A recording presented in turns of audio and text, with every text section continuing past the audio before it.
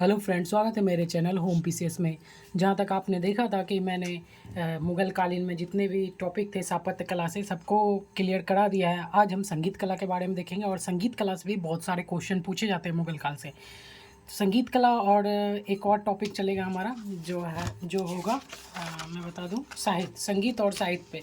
तो ये दो टॉपिक को लेकर चलेंगे थोड़ा स्पीड में, क्योंकि वीडियो हो जाएगा लंबा। तो ध्यान से देखिएगा और इससे बहुत सारे क्वेश्चन पूछे जाते हैं। तो धड़ाधड़ जाकर लाइक सब्सक्राइब कीजिए, अनेक कीजिएगा ना। तो क्या बोलेंगे, कुछ नहीं, जय श्री राम। मुग़ल कालीन संगीत कला की बात करें तो बाबर और हुमायूं संगीत में रुचि रखते थे। मतलब पता था कि संगीत होता है और थोड़ा मतलब इच्छा था और मतलब थोड़ा मतलब मानते थे, तो संगीत में रुचि रखते थे। लेकिन जब अकबर का शासनकाल आता है तो संगीत जो है चरमोत्सव पे पहुंच जाता है, एकदम बहुत ऊपर लेवल से। जैसे ट्रेंडिंग में ग्राफ जाता है ना, उसी तरीके से अकबर के ज़माने में संगीत बहुत ऊपर के समय चला जाता है। अबुल फजल कौन है? तो अकबर के 9 रत्नों में से एक है। अबुल फजल ने बताया कि अकबर के दरबार में 36 गायकों का एक राजश्रय प्राप्त था। 36 गो गायक रहते थे अकबर के दरबार में, जिसमें सब सर्वश्रेष्ठ तानसेन और बाज बहादुर थे। तानसेन नवरत्न भी था अकबर के दरबार में। रीवा के राजा रामचंद्र की सेवा में पहले रहता था, लेकिन बाद में आ गया किसके? अकबर के शरण में, ठीक है ना। और तानसेन को उपाधि दे रखा था अकबर ने कंठाभरण भरण वाणी का, कंठाभरना वाली बिलास का। किसके उपाधि? तानसेन का। तानसेन का एक गुरु का नाम है हरिदास, जो एग्जाम में पूछा जाता है। तो तानसेन का गुरु का नाम क्या है? हरिदास। अकबर ने प्रसिद्ध संगीतक बाज बहादुर, जो मालवा का शासक था, को 2000 का मनसब प्रदान किया। ये भी बहुत अच्छा था गाने नाचने में, ठीक है ना। रानी रूपमती, बाज बहादुर, तो उन्हीं का कहानी पढ़ रहे हैं अभी। और मैंने अकबर के टॉपिक में बताया था आपको। अकबर कालीन प्रमुख संगीतक कौन थे? तो तानसेन, बाज बहादुर, बैजवक्स, गोपाल, हरिदास, रामदास, सुजान खां, मियाँ चंद तथा मियाँ लाल एवं बैजू बावरा आदि थे। तो इतने गायक थे, और भी गायक थे, लेकिन ये सब फेमस गायक थे, ठीक है ना। किसके ज़माने में? तो अकबर के ज़माने में। समकालीन था, दरबार से संबंधित नहीं था। कौन? तो बैजू बावरा। देखिए बैजू बावरा अकबर बोलता, अकबर के दरबार से संबंधित नहीं था। लेकिन तुलसीदास का नाम सुना होगा आपने। तुलसीदास जो रामचरितमानस का रचना किया है, वो अकबर के शासनकाल से संबंधित था। वो भी दरबार में उपस्थित नहीं हुआ कभी।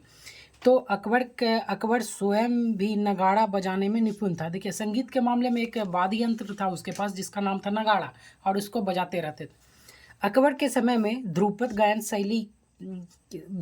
की 4 शैली विकसित हुई, जिसमें पहला था गोहर बानी, खंडर बानी, नौहर बानी और डांगुर बानी। ये 4 तरह के गायन प्रसिद्ध थे, मतलब गायक। अब देखिए सर्वप्रथम ग्वालियर के राजा मान सिंह तोमर द्वारा शुरुआत किया गया क्या चीज़? ध्रुपद गायन शैली। ध्रुपद गायन शैली को मर्दाना गीत भी बोला जाता है, मर्दाना गीत। और हमारे गांव में अभी भी होता है, जब गाय बच्चा देता है तो इसमें गला फाड़ के गाते हैं। इसको गाने में ना फेफड़े पे बल पड़ता है, मतलब पूरा शरीर में जितना भी आपका आवाज़ है सारा निकाल दीजिए। तो इसको बोलते हैं मर्दाना गीत। तो अभी भी बजता होगा, देखते होंगे आप गाँव वगैरह में। कुछ समय पश्चात के ध्रुपद गायन शैली को हटा के ख्याल गायन आ गया। जहांगीर भी संगीत में रुचि रखता था। बिलास खां तानसेन का पुत्र था और हमजान, मकस, छतर खां, परवेज, दाद आदि को जहांगीर का संरक्षण प्राप्त था। ये सब जहांगीर के कालीन संगीतक थे। शौकी एक व्यक्ति का नाम है जो गजल गायक का फेमस गायक था, और इनको उपाधि दिया है आनंद खां। कौन दिया है? तो जहांगीर ने उपाधि दिया है, क्योंकि इनका गाना सुन के आनंद आ जाता था जहांगीर को। शाहजहां की बात करें तो शाहजहां अत्यंत रसिक एवं संगीत में मरजम था। मतलब बहुत बढ़िया, मरजम मतलब होता है बहुत बढ़िया। और संगीत बहुत ही सुनता था, और पागल भी था संगीत के पीछे, मुमताज़ के पीछे। पढ़ा ही होगा आपने। और खुद भी एक अच्छा गायक था। तो एक गाना सुने होंगे आप, आया था जो वादा किया वो निभाना पड़ेगा, ताजमहल मूवी का गाना है। और शाहजहां भी वही गाना गाया करता था। दीवाने आम बनाया था। वाद विवाद भी होता था, और खाली समय में संगीत का प्रोग्राम होता था, अंतराक्षी टाइप का। तो शाहजहां खुद भी उसमें गाना गाते थे।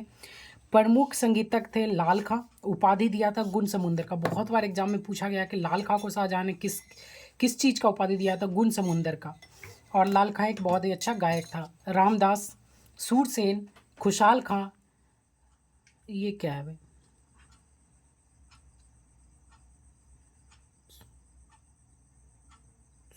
सूरसेन, जगन्नाथ आदि।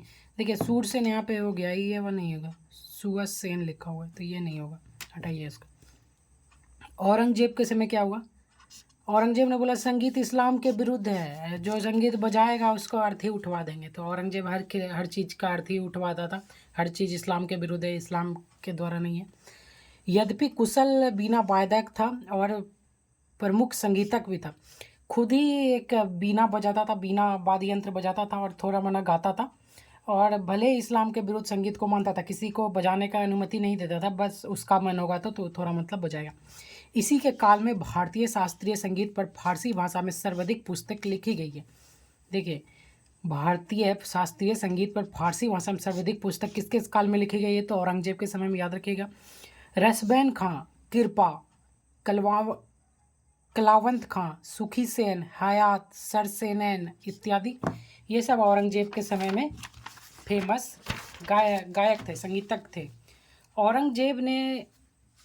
औरंगजेब ने संगीत पर पाबंदी लगाने के कारण एक बार संगीत का क्या किया? जनाजा निकाला। जनाजा में तबला और तानपूरे भी एक बजाने का यंत्र था। तो तबला और तानपूरे को अर्थी पे लिटाया, चचड़ी उचड़ी बनाया और उसको कंधे पे पूरा गांव घुमाया और औरंगजेब ने संगीत का क्या निकाल दिया? अर्थी निकाल दिया। औरंगजेब ने टिप्पणी की कि आज संगीत की मौत हो गई है और आदेश दिया इसकी कब्र इतनी गहरी बनाना कि मेरे कानों तक इसकी आवाज़ ना आए। तो ऐसा औरंगजेब ने क्या किया? आदेश दे दिया। उत्तरवर्ती मुगल बादशाह में मोहम्मद शाह रंगीला एकदम रंगीला आदमी था, मैंने बताया इसके बारे में डिटेल से। संगीत का विशेष उन्नति व्यक्ति था, एकदम बहुत ही निपुण था, एकदम संगीत में ही डूबा रहता था। इसके समय प्रमुख संगीतक थे नेमत खां, सदारंग खां, अदारंग खां, ठीक है ना। इसी के काल में फ़कीउल्लाह, इसी के काल में फ़कीउल्लाह मानुकतुलहल ने अनुवाद करवाया राग दर्पण का। तो फ़कीउल्लाह ने राग दर्पण का अनुवाद करवाया और नाम क्या रखा? मानुकुतुलहल। फ़कीउल्लाह ने मानुकुतुलहल को राग दर्पण में अनुवाद करवाया। तो देखेंगे यहाँ पे संगीत का हो गया है ख़त्म। अब चलते हैं साहित्य पे। तो मुगलकालीन साहित्य से भी बहुत सारे क्वेश्चन पूछे जाते हैं। यहाँ पे आपको थोड़ा दिमाग कन्फ्यूज होगा क्योंकि हर दो देख पे किताब का नाम आएगा, किताब का लेखक वगैरह। मुगल काल में साहित्य के क्षेत्र में अभूतपूर्व प्रगति हुई। अभूतपूर्व मतलब बहुत ही ज़्यादा प्रगति हुई। इस काल में फारसी, हिंदी, संस्कृत के साथ ही कई भाषाओं में विकास हुआ। देखिए फारसी, हिंदी, संस्कृत के सहित कई भाषाओं में विकास हुआ। बाबर के समय स्वयं विद्वान था, बाबर स्वयं विद्वान था। उसने तुर्की भाषा में अपनी आत्मकथा लिखी थी जिसका नाम था तुजुके बाबरी, और इसको बाबरनामा में भी बोला जाता है, बकियात बाबरी भी बोला जाता है तुजुके बाबरी को। और इनका अनुवाद अंग्रेजी में कौन करवाया? तो लीडन ए अस्किन और बहुत जगह एल्गिंग और श्रीमती बेब्रिज ने भी अंग्रेजी भाषा में तुजुके बाबरी का अनुवाद करवाया। बाबर ने तत्कालीन राजनीतिक दशा, जीवन स्तर, फसलें तथा फूलों का वर्णन किया है। किसमें? तो तुजुके बाबरी में। राजा कृष्णदेव राय का भी उल्लेख किया है तुजुके बाबरी में, उनके समकालीन राजा थे दक्षिण भारत में। बाबर ने नई काव्य शैली की रचना की जिनका नाम था मुबियान एक काव्य शैली था, मतलब एक किताब था, और बाबर ने इनकी रचना की और इसमें कविताओं का संग्रह था जिसको दीवान बोला जाता था। कविताओं का संग्रह को दीवान बोला जाता था, ठीक है। तो इस तभी से गाना निकला हुआ है दीवाना दीवाना, ठीक है। अब देखिए हुमायूं के काल में, अब बाबर ख़त्म हो गया, अब हुमायूं के काल में देखिएगा। हुमायूं के काल में, सॉरी दोस्तों थोड़ा मिस्टेक हो गया था। तो हुमायूं के काल में बाबर के एक चचेरा भाई था। बहुत जगह आपका मौसेरा भी लिखा रहेगा, तो मौसेरा चचेरा, लेकिन था तो भाई। नाम था क्या? मिर्ज़ा हैदर दोगलब। मिर्ज़ा हैदर दोगलब का नाम है, किसका भाई है? तो बाबर का भाई है। क्या है? मौसेरा चचेरा भाई है। एक ऐतिहासिक ग्रंथ की रचना किया है जिसका नाम है तारीख़ रशीदी। तारीख़ रशीदी बहुत ही इम्पोर्टेंट बुक है यार, इसका तो मैंने बहुत जगह एग्जाम में देखा है इसके क्वेश्चन। तारीख़ रशीदी के लेखक कौन है? तो मिर्ज़ा हैदर दोगलब, ऐतिहासिक ग्रंथ है। और मिर्ज़ा हैदर दोगलब के बारे में दो शब्द बता दूं तो ये हुमायूं के समय लेफ्टिनेंट कमांडर था, मतलब उच्च पद पे था। और जैसे एक वजीर का पद होता है, उसी समय हुमायूं के समय वजीर के पद पे मिर्ज़ा हैदर दोगलब था, जिसने कन्नौज का युद्ध और मच्छीवाड़ा वगैरह का युद्ध लड़ा, सरहिंद का युद्ध वगैरह, ठीक है, हुमायूं के साथ।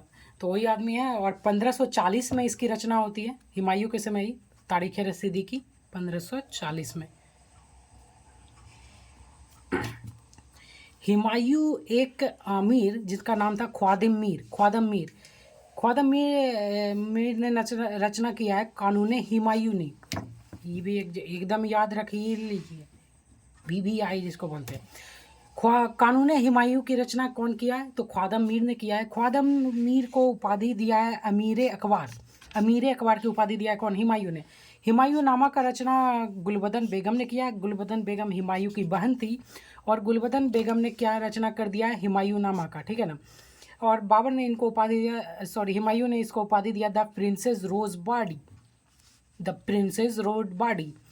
बहुत लोगों का कहना है कि हुमायूं नामा में हुमायूं के बारे में बताया गया, नहीं, कि दो भाग में हुमायूं नामा है, और रचना कौन किया है? गुलबदन बेगम, ठीक है। और पहला भाग में बाबर के बारे में बताया गया, दूसरा भाग में हुमायूं के बारे में बताया गया। एक किताब है तजीकीरात उल बकायात, इसका रचना किया है जौहर अफ्ताबबाशी। कब किया है? तो 1587 में, जो अकबर का टाइम पीरियड में है। तो ये किताब ना आपको एकदम दिमाग में खोज ही लेना है, भले ही नाम याद ना आ रहा है, लेकिन इसका भी मैं दूसरा नाम बताता हूँ। क्या नाम है? तजकिरात उल बाकात। रचना कौन है? जौहर अफ्ताबबाशी, 1587 में। इसमें हुमायूं के जीवन का उतार चढ़ाव के बारे में बताया गया है। इस किताब का दूसरा नाम है तारीख़ हुमायूनी। समझ में आया? कानून हुमायूनी कौन? ख्वादम मीर। और तारीख़ हुमायूनी कौन? जौहर अफ्ताबबाशी, ठीक है। एक और किताब है बकायात मुश्ताकी। इसका रचना कौन किया है? रिजकुल्लाह मुस्तकी। देखिए, मुस्तकी मिल गया, बस काम खत्म हो गया। बकायात मुस्तकी की रचना की है रिजकुल्लाह मुस्तकी ने। इसमें लोदी व सूर काल के विषय में जानकारी बताया गया है सूर काल के लोदी में। अकबर ने भारत में दरबारी इतिहासकार लेखन की परंपरा शुरू की। अकबर ने भारत में दरबारी इतिहासकार के लेखक की परंपरा शुरू की। एक किताब का नाम है नफ़ाइस उल माशिर। नफ़ाइल उस माशिर की रचना किया है मीर अलाउद्दौला कज़बोनी। प्रथम ऐतिहासिक पुस्तक है, अकबर के शासनकाल में प्रथम ऐतिहासिक पुस्तक है। मीर अलाउद्दौला कज़बीनी ने लिखा है नफ़ाइस उल मासिर। किसके काल में लिखा गया? अकबर के काल में।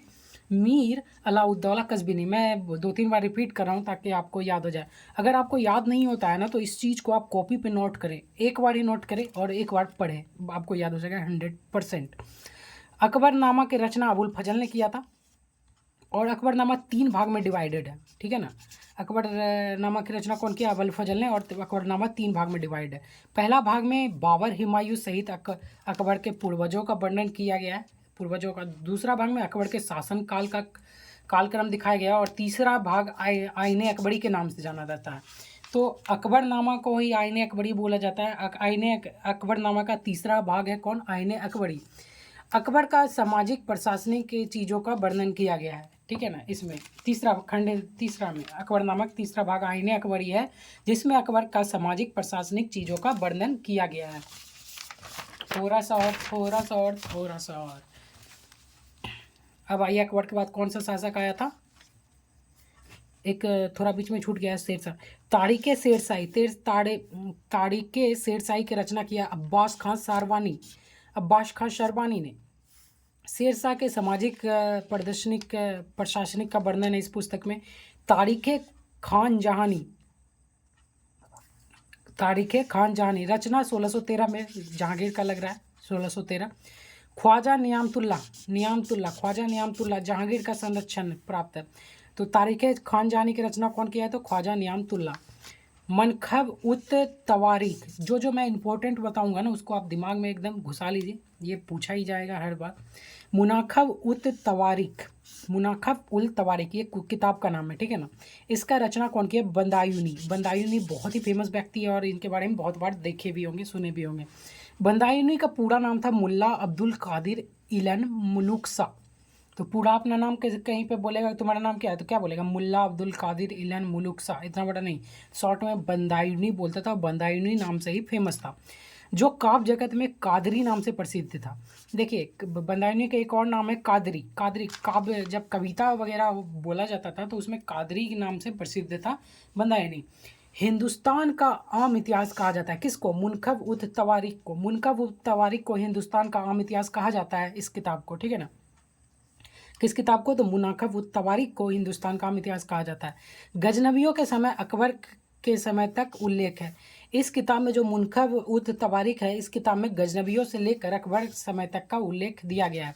एक किताब है तबकात एक बड़ी, तबकात एक बड़ी, और इसका जो रचना किया है ख्वाजा निजमुद्दीन अहमद, ख्वाजा निजमुद्दीन अहमद। इस पुस्तक को मध्यकालीन भारत का राजनीतिक इतिहास के सबसे अधिक विषय परक तथा विश्वसनीय पुस्तक मानी जाती है। तो जितने भी चीज़ अकबर के बारे में लिखा पढ़ा है तो इसी किताब से देखने को मिलता है, हमको पढ़ने को मिलता है, क्योंकि इसमें सही सही चीज़ लिखा गया है। तो तबकात अकबरी की रचना कौन किया? ख्वाजा निजामुद्दीन अहमद। अकबर ने अनुवाद विभाग की स्थापना करवाया था फैजी के नेतृत्व में। इसमें अनेक ग्रंथों को फारसी में अनुवाद भी करवाया। किसने? अनुवाद विभाग ने। अनेक ग्रंथ का अनुवाद हुआ, जिसमें सबसे पहले महाभारत, जिसका नाम अनुवाद करके रजनामा रखा गया, और रजनामा को बंदायूनी, नकीब खां, मुल्ला अहमद शेरी जैसे लोग ने अनुवाद करवाया। रामायण का भी अनुवाद करवाया गया और बंदायूनी और अन्य लोगों ने भी इसका रामायण का अनुवाद करवाया। अकबर के समय में कुरान का भी अनुवाद करवाया गया फारसी भाषा में। अर्थवेद का अनुवाद हाजी इब्राहिम सरहिंदी ने करवाया। लीलावती, लीलावती गणित की प्रथम बहुत ही फेमस पुस्तक थी लीलावती, दिख रहा है आपको लीलावती, और बहुत प्रसिद्ध पुस्तक थी गणित की, और फैजी ने इनका अनुवाद करवाया। ठीक है, किस में अनुवाद करवाया? तो ये क्या बोलते हैं, फारसी में अनुवाद करवाया, और इस अनुवाद के कारण फैजी को मलिक उस सोरा की उपाधि दिया गया। भगवत पुराण को राजा टोडरमल ने अनुवाद करवाया, सबको फारसी में जाना है। राजतरंगिणी को कश्मीर का इतिहास कहा जाता है, इनका अनुवाद मुल्ला शेख मोहम्मद ने करवाया। हरिवंश पुराण का अनुवाद मौलाना शेरी ने करवाया। पंचतंत्र विष्णु शर्मा ने लिखा था, लेकिन उसका अनुवाद करवा दिया अबुल हसन ने, और अनुवाद का नाम रखा दिमना। अनुवाद करके जो बुक का नाम था पंचतंत्र का, उसका नाम क्या रखा? दिमना। और फारसी भाषा में अनुवाद करवाया था। नल दमयंती का अनुवाद फैजी ने करवाया और नाम रखा लैला मजनू। ये एक लव स्टोरी पुस्तक थी। नल दमयंती मतलब नल और दमयंती दो लोग थे, उसमें लव स्टोरी के बारे में बताया गया, और फैजी ने फारसी में अनुवाद करवा के लैला मजनू के नाम से पुस्तक को रखा। इसी पे लैला मजनू मूवी बनी है। कालिया दमन अबुल हसन ने अनुवाद करवाया और नाम रखा अयोर ए दनिश। ये उतना इम्पोर्टेंट नहीं है। ज्योतिष तजक शास्त्र हम कहेंगे। मुकम्मल खां गुजराती ने इसका अनुवाद करवाया और नाम रखा जहान ए जफर। सबको फारसी में अनुवाद करवाया। ज्योतिष तजक शास्त्र का अनुवाद मुकम्मल खां गुजराती ने करवाया और नाम रखा जहान ए जफर। अकबर के समकालीन तुलसीदास भी थे, लेकिन कभी उसके दरबार में उपस्थित नहीं हुए। मलिक मोहम्मद जैसी जो पद्मा ग्रंथ की रचना करते हैं 1540 में, वो भी अकबर के हुमायूं के समय में किया गया था। सिंहासन बत्तीसी बहुत ही इंपॉर्टेंट है। सिंहासन बत्तीसी, इस पे मूवी भी आई है, सीरियल भी आया, तो देखिएगा, बहुत ही इंपॉर्टेंट बुक है। और इसका अनुवाद करवाया अबुल हसन ने और नाम रखा कलिका। सिंहासन बत्तीस का अनुवाद करवाया अबुल हसन ने, नाम रखा कलिका। अकबर कालीन पदकारों में सबसे प्रसिद्ध था एक भिजाली और एक फैजी, जो बहुत ही फेमस व्यक्ति थे किताबों को अनुवाद करवाने में, रचना करने में, भिजाली और फैजी। महेश ठाकुर संस्कृत की भाषा में लेख की रचना करता था। महेश ठाकुर नाम से एक व्यक्ति था जो संस्कृत ही बोलता था, संस्कृत की रचना करता था, अकबर के दरबार में रहता था। अकबर के शासनकाल में फारसी और संस्कृत का एक शब्दकोश पुस्तक लिखा गया। फारसी प्रकाश जिस पुस्तक का नाम है फारसी प्रकाश, और रचना कौन किया? पद्मशंकर ने। देखिए संस्कृत और किसका, फारसी और संस्कृत के बारे में एक पुस्तक लिखा गया जिसका मतलब एक फारसी को संस्कृत में और संस्कृत को फारसी में, जिसमें अनुवाद जो होता है जैसे डिक्शनरी होता है उसको किया गया, और फारसी प्रकाश नाम में किताब का रचना किया पद्मशंकर ने। मुगल बादशाह जहांगीर द्वारा तुजुके जहांगीरी आत्मकथा खुद मुगल बादशाह जहांगीर ने लिखा था। प्रथम 12 वर्षों का उल्लेख संरक्षण लिखा गया है जहांगीर के बारे में। उसके बाद का इतिहास मोतिया मिद खां है। कहीं कहीं मोतिया बिंद लिखा रहेगा, कहीं कहीं मोती बिंद मिद है। तो मोती से आप ध्यान रखिएगा, मोती मिंद बिद एक ही है, पूरा नाम पूरा किया इस तुजुके बावरी को। जहांगीर आधा ही लिखा था और बाद में मोती बिंद खां ने पूरा किया। अंतिम रूप से इस पुस्तक को मोहम्मद हादी ने पूरा किया। तो मोतिया बिंद खां ने भी कुछ अवशेष रह गया था लिखने को, जिसको मोहम्मद हादी ने पूरा किया। मोतमद खां, देखिए जहांगीर के संरक्षण में मोतमद खां रहते थे और रचना किया था इकबालनामा-ए जहांगीरी। ख्वाजा कामगार ने रचना किया था मासिरे जहांगीरी। और 2 व्यक्ति और थे, बूटा और केशव दास ने जहांगीर के दरबार में लिखा करता था। ठीक है, शाहजहां के बारे में देखते हैं। शाहजहां के दरबारी इतिहासकार में अमीन कज़विनी बहुत ही फेमस व्यक्ति था। अमीन कज़विनी तो दरबारी इतिहासकार था शाहजहां के, और इसने रचना किया पादशाहनामा। इसमें खुर्रम जो शाहजहां है उसके बचपन का प्रारंभिक शिक्षा उपाधि पर प्रकाश डाला गया है।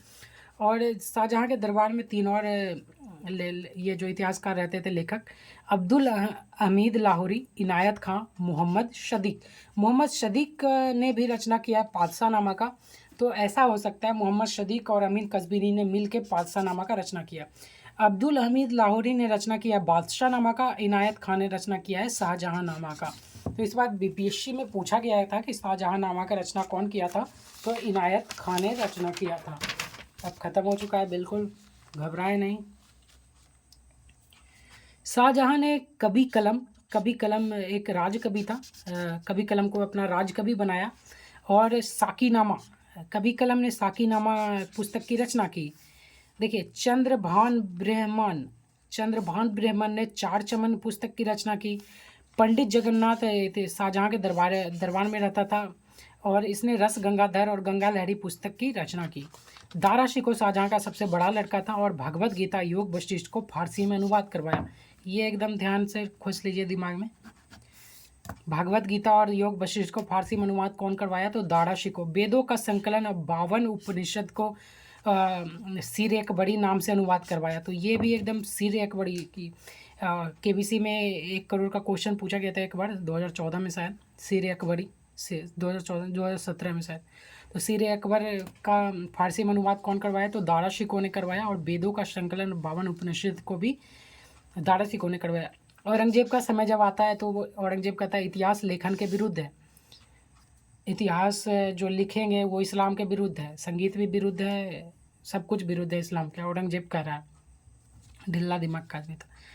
फिर भी खफी खां एक व्यक्ति रहता था, मुंतखब उल तवारीख की पुस्तक की रचना कर डाला। कैसे किया, तो एकदम चुपके एकदम किसी को बताया नहीं कि किताब लिख रहा था, और औरंगजेब मर जाता है तब इस किताब को वो निकालता है। और इसमें औरंगजेब को बुराइयों के बारे में बताता है, कुरीतियों के बारे में कि औरंगजेब ने क्या पाप किया है। तो मुंतखब उल तवारीख में मिर्ज़ा मोहम्मद काजिम एक रचना करता है आलमगीर होगा, सॉरी आजम लिखा गया, आलमगीर नामा पुस्तक की रचना कौन करता है, मिर्ज़ा मोहम्मद काजिम। मोहम्मद शाकी मासिरे आलमगिरी की रचना करता है, मासिरे आलमगिरी। और ईश्वरदास फतुए बोल सकते हैं, या फतुहती आलमगिरी की रचना ईश्वरदास ने किया। मोहम्मद साकी ने मासरी वाला आलमगिरी। ये सब जो रचना हुआ है औरंगजेब के समय हुआ है, और लेकिन चोरी चुपके एकदम छुपा के किया गया औरंगजेब के मरने के बाद ये सब पुस्तक का पर्दाफाश हुआ।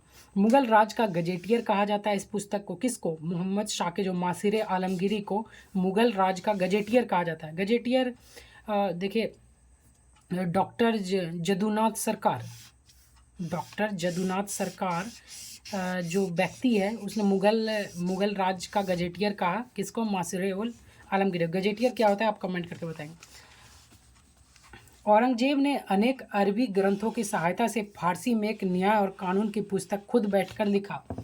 देखिए बहुत सारे लोगों विद्वान लोगों को बैठाया और एक अरबी जो कानून का किताब था इस्लाम वाला, सारे इस्लाम के जो कानून थे और अपने कानून फारसी में अनुवाद करके खुद बैठ के लिखा, जिसका नाम था फतवाए आलमगीरी। फतवाए आलमगीरी, फतूहती आलमगीरी, देखिए ईश्वरदास। अब फतवाए आलमगीरी कौन लिख रहा है? तो खुद लिख रहा है ये औरंगजेब खुद लिख रहा है। मुस्लिम कानून का सबसे बड़ा डाइजेस्ट कहा गया। मुस्लिम कानून का सबसे बड़ा डाइजेस्ट, कि मुस्लिमों को क्या नहीं करना चाहिए, क्या नहीं करना चाहिए, कितने बार नमाज पढ़ना चाहिए, क्या कत्लेआम करना चाहिए या नहीं करना चाहिए, सब कुछ इसके बारे में लिखा गया है। गाय को मारना चाहिए, बकरी को मारना चाहिए या नहीं मारना चाहिए, और क्या पाप करना चाहिए नहीं करना चाहिए। तो फतवाए आलमगीरी जरूर पढ़ें आप जाके। अकबर कालीन के बारे में थोड़ा सा और देख ले, स्पेशल फैक्ट है। तो अल्पनिषद जो है अकबर काल में लिखा गया, अकबर ने बैठ के लिखवाया इस पुस्तक को। इस्लाम के प्रति हिंदुओं में भाईचारा तथा श्रद्धा जागृत करने के लिए इस पुस्तक को अकबर ने लिखवाया था। देखिए इस्लाम के प्रति हिंदुओं में कि इस्लाम धर्म बहुत ही अच्छा है, हिंदुओं में भाईचारा उपना अल्पनिषद का अकबर ने लिखवाया, ठीक है ना। तुलसीदास रामचरितमानस की रचना करता है अकबर के काल में। जॉर्ज ग्रेसन ने कहा भारत के करोड़ों लोगों का बाइबल है क्या चीज़? रामचरितमानस। जॉर्ज ग्रेसन ने कहा। अकबर के दरबार में कभी तुलसीदास गया नहीं। थोड़ा सा और देख लेंगे, हमारा नोट्स तो ख़त्म हो चुका है, थोड़ा सा और मैंने अलग से बनाया है। देखिए मलिक मोहम्मद जैसी ने पद्मावत की रचना किया 1540 में। 1540 कन्नौज का युद्ध हुआ था हुमायूं के शासन पीरियड में। बीरबल को कवि प्रिय या कवि राय भी बोला जाता है और उपाधि दिया था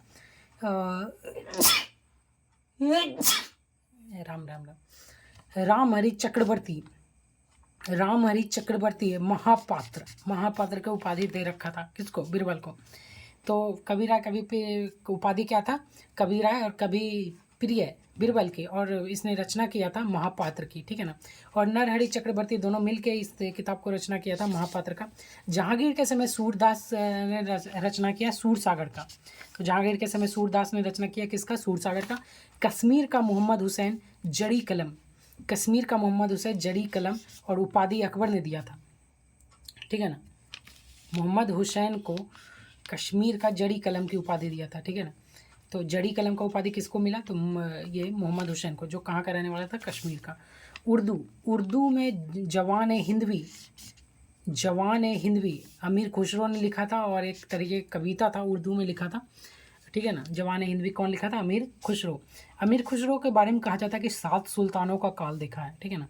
रामायण को बंगला में अनुवाद करवाया कृतिवास ने, और बंगाल का बाइबल कहा गया। महाभारत को बंगला में काशीराम दास ने अनुवाद करवाया। श्री कृष्ण विजय को बंगला में मलधर बसु ने अनुवाद करवाया। तो तराते हैं बोले हम क्या करें। श्री कृष्ण विजय ने बंगला में अनुवाद करवाया। श्री कृष्ण विजय को बंगला में अनुवाद करवाया मलधर बसु ने। भगवत गीता को बंगला में अनुवाद कौन करवाया? तो मलधर बसु ने करवाया। और अकबर का दरबारी कवि कौन था? बंदायूनी। तो अकबर, बहुत बार क्वेश्चन पूछा जाता है कि अकबर का दरबारी कवि कौन था? तो बंदायूनी। अब हमारा हो गया मुगल टॉपिक द एंड। तो यहाँ पे हम लिखेंगे मुगल एंडेड। मुगल जो टॉपिक है पूरी तरीके से ख़त्म हो गया। अब अगला टॉपिक क्या आएगा मेरे को भी पता नहीं, आप कमेंट करके बताएंगे। और धड़ा एकदम लाइक सब्सक्राइब इसे लिख करके होगा, इसको कर दीजिएगा, सब्सक्राइब भी कर दीजिएगा और शेयर भी कर दीजिएगा। चलिए देखो फोटो बना के देखा है, तो ऐसे करके अंगूठा बना होगा।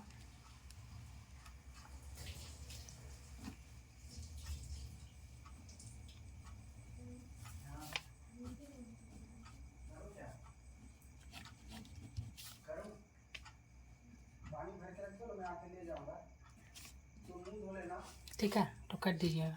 थोड़ा बनाने नहीं आया, कितना कर दीजिएगा। हाथ जोड़ के निवेदन है। जय श्री राम।